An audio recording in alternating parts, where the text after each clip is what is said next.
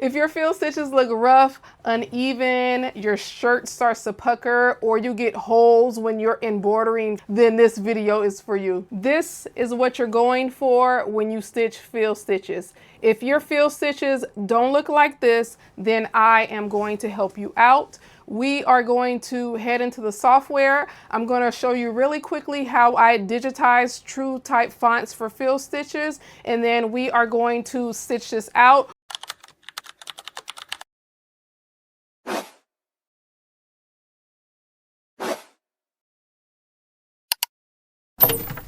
Hello beautiful people, welcome back to another video. I am Tanish Fortson, your favorite virtual embroidery coach. So tonight's video is really quick and really fun. We are going to head into the software.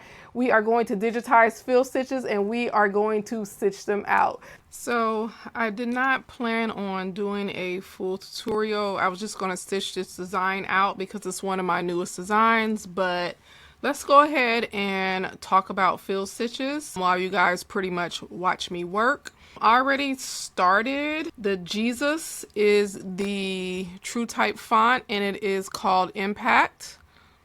And the script font that says loves you is Twinkle Christmas, okay?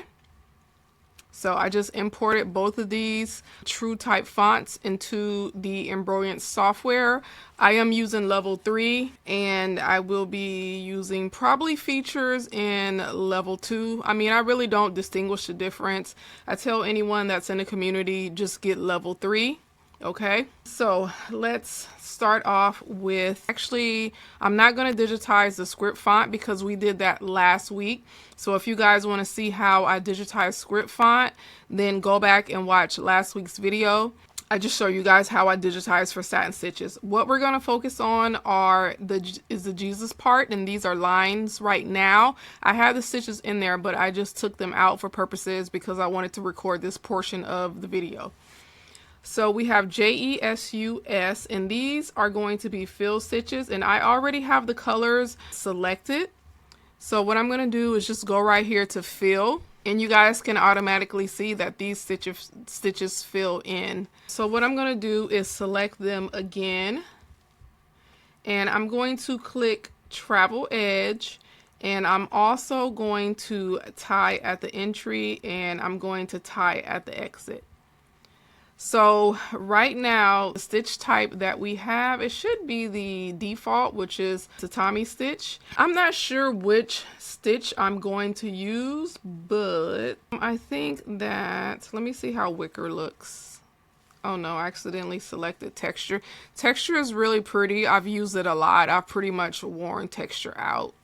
So I'm not going to go with texture. Wicker, I don't use that as much, but I do like wicker. Basket, I do have a design, I want to say with basket, that turned out really nice. Chevron is really nice as well. I've used that several times. Diamond 3 was like my jam about 2 years ago when I was first learning how to digitize. All of my field stitches would have the diamond pattern. Here is Diamond 2 and Diamond 1.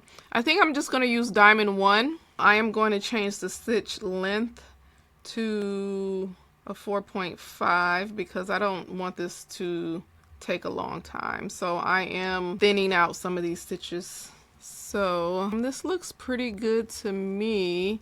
There is an area right here that is a little bit darker, and that is just where the machine will switch directions when it's stitching.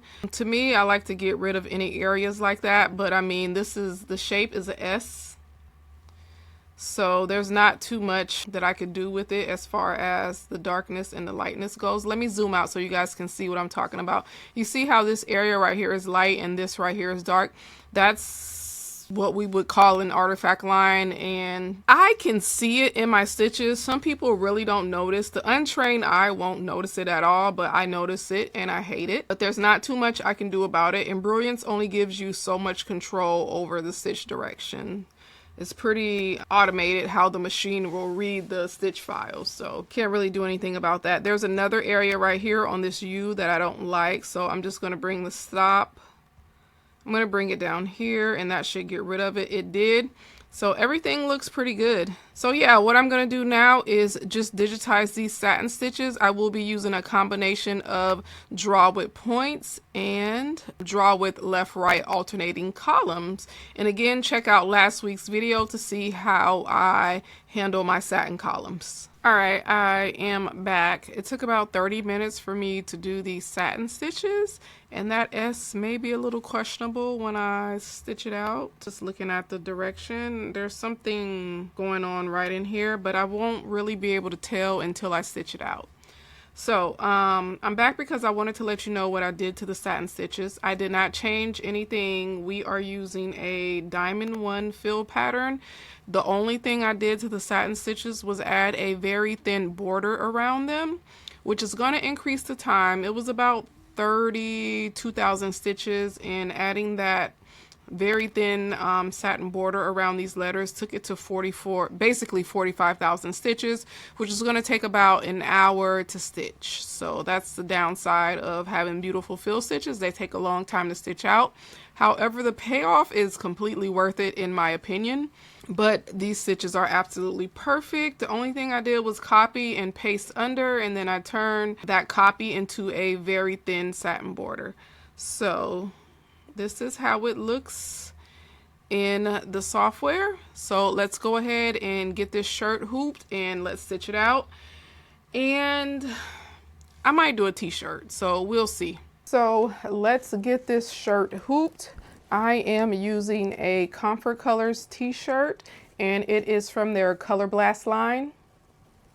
And we will be hooping this t-shirt using 3-ounce soft cutaway stabilizer. And once this is hooped, I will stick 1 sheet of tearaway stabilizer underneath the machine, and there will also be a piece of solvay on top of the t-shirt. This is the method that I use to get flawless fill stitches whenever I am hooping a t-shirt. So the extra stabilization just helps the t-shirt not distort, and it also helps the t-shirt not get those needle punctures that you tend to see with t-shirts. So stabilizer, and I get my stabilizer from United Thread. They are a company based out of Florida. I've been using them for years. They're pretty good. So this is going to take about 1 hour to stitch out. So while this is stitching, I'm going to work on some reels for Instagram. So I'm just going to hoop my solvay with the t-shirt, and I want my embroidery to start right about there. So I need to make sure the solvay does not slip. Okay, this design has 44,000 stitches.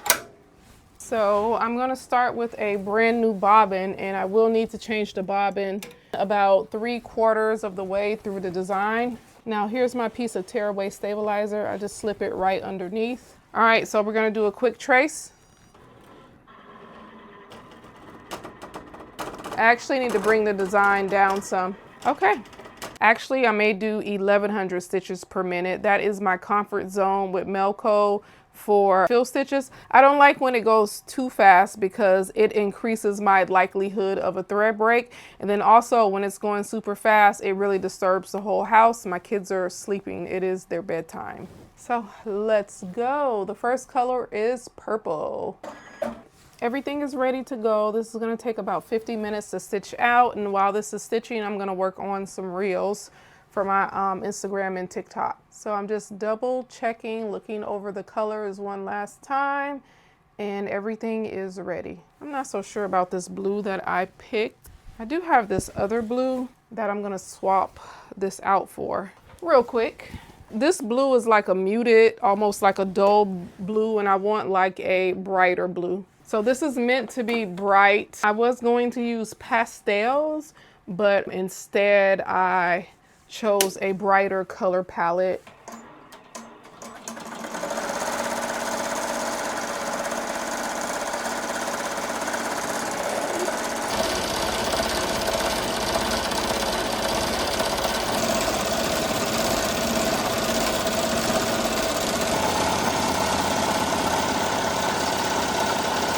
This took about 50 minutes, but I love it. I love the bright color palette.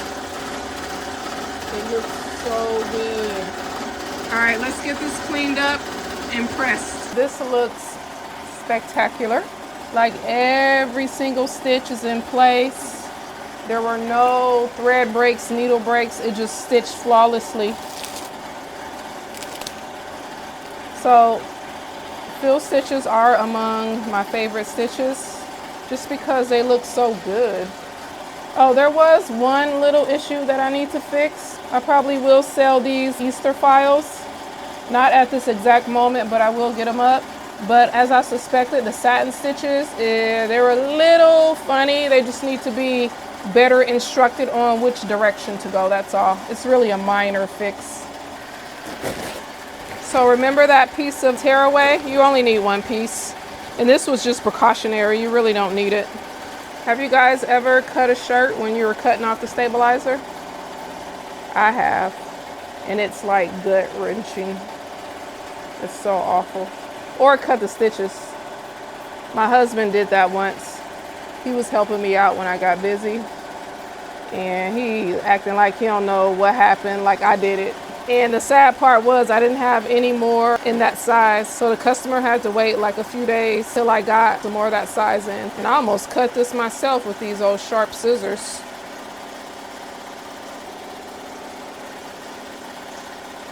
I will be in bed tonight by 11 o'clock. It's about 10:30 right now, and I'm gonna finish up my reels and go to bed. Let's just heat press this. This is the final product. And I showed you guys exactly how I digitized for fill stitches. I just made sure that there were no artifact lines. I did not bother the inclinations. They were all going in the same direction. And I used a lighter fill stitch. So if you guys want to know how I digitize for satin stitch, watch the video before this. I'll show you exactly how I get the flawless satin stitches as well. So if you guys have any questions, please leave them down below. If you are looking for a community to join with like-minded individuals, the embroidery mastery community is available. This is the kind of things that we work on weekly. I put up weekly tutorials, and we meet bi-weekly to work on certain targeted skills. This month we are focusing on graduation. And next month we will be focusing on the Easter season, then Mother's Day, then Father's Day, then 4th of July. You guys know embroidery is seasonal. So that will be linked below. If you want to know how to digitize, I do have a digitizing course called Stitch by Stitch, the digitizing cheat sheet, and I give you all my digitizing secrets. So thank you guys so much for watching, and I will see you in the next video. Bye.